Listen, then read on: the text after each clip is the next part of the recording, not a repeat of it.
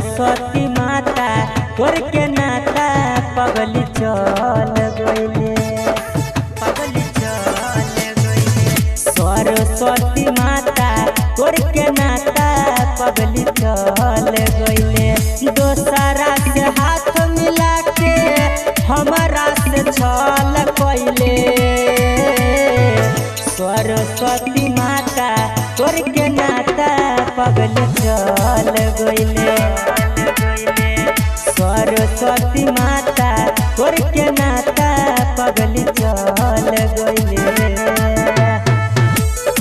पगली चल गइले। सरस्वती माता तोर के नाता पगली चल गइले। जिंदगी में कुछ न बुझात बा, भीतरी से दिल मोर दुखात बा। समझ में न आवे कुछ माई हो, ओकरा बिना न रहल जात बा, ओकरा बिना न रहल जात बा। जिंदगी में कुछ न बुझात बा, भीतरी से दिल मोर दुखात बा। समझ में न आवे कुछ माई हो, ओकरा बिना न रहल जात बा। पहिले रहे वादा इरादा, कोई के बदल गइले।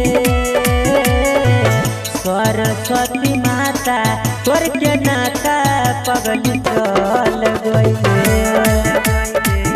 सरस्वती माता तोर के नाता पगली चल गइले।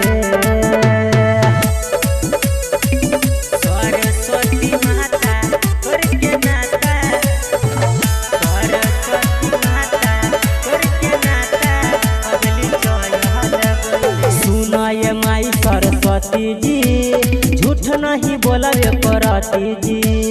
चमन जी ठाकुर के जिंदगी के बदल दिया दुर्गति जी, बदल दिया दुर्गति जी। सुनाए माई सरस्वती जी, झूठ नहीं बोलबे करती जी। चमन जी ठाकुर के जिंदगी के बदल दिया दुर्गति जी।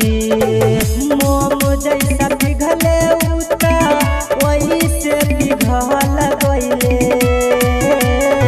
सरस्वती माता तोर के नाता पगली चल गइले। हे माता सरस्वती माता तोर के नाता पगली चल गइले। रिकॉर्डिंग बाय अपन मिथिला रिकॉर्डिंग स्टूडियो।